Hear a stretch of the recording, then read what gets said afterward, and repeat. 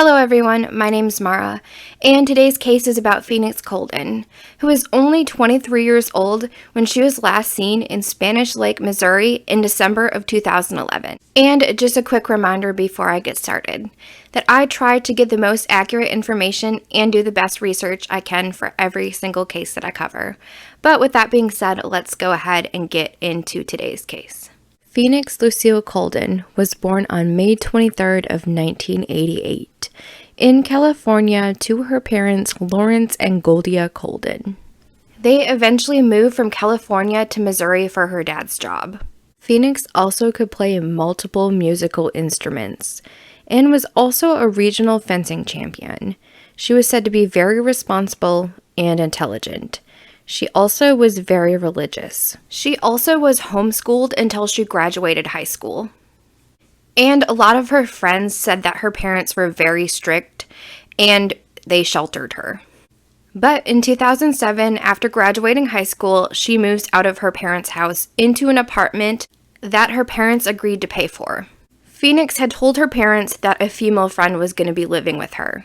But it actually was found out later that there was a man who was her boyfriend that was living there with her. This man's name was Michael B. During this time, her and her parents were not seeing eye to eye. It was also said that she had a second cell phone, where she was talking to another man, who she referred to as Cell Phone Mike.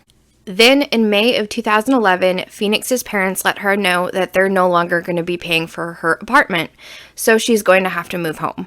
Friends close to Phoenix said that this is when her mental health really went downhill. She seemed very paranoid, and she kept telling everybody that she felt as though someone was following her. She also told another friend that she never enrolled for the next semester's classes.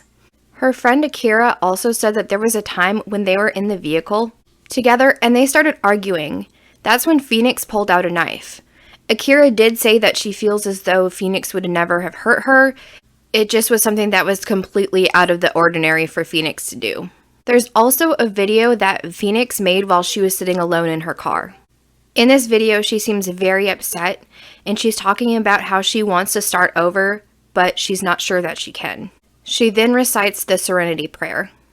On December 18th of 2011, Phoenix and Goldia go to church. Her mom said it seemed like a completely normal Sunday for them.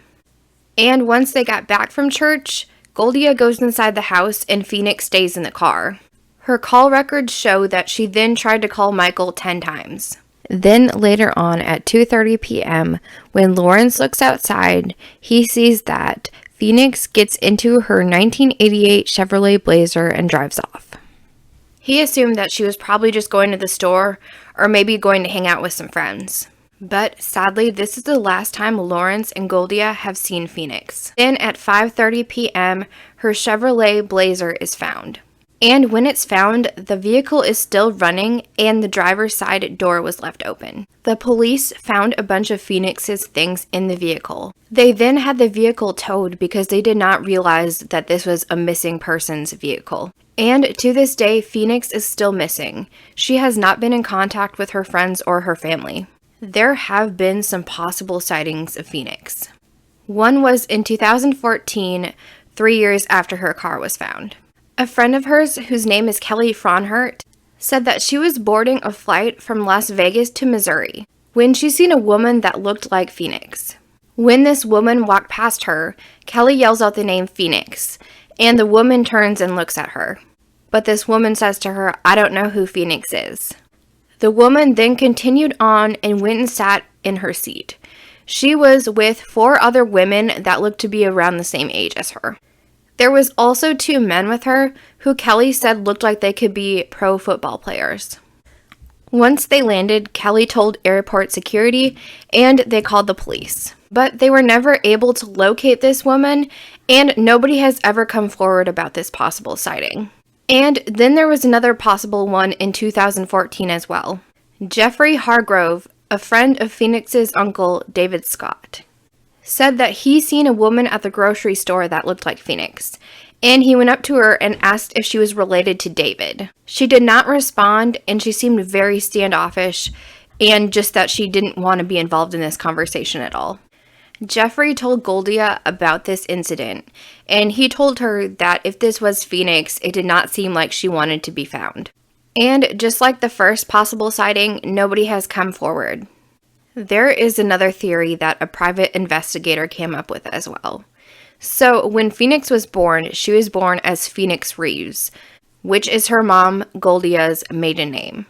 It was when she got a little bit older when they switched her last name to Coldon. So this private investigator's theory is that she has these two separate birth certificates because she was born with one name, and then eventually they changed her last name to Coldon. So authorities enter the name Phoenix Reeves into a database, and they end up finding 4 women with this name. They looked into the details of these women, and all were eliminated but one.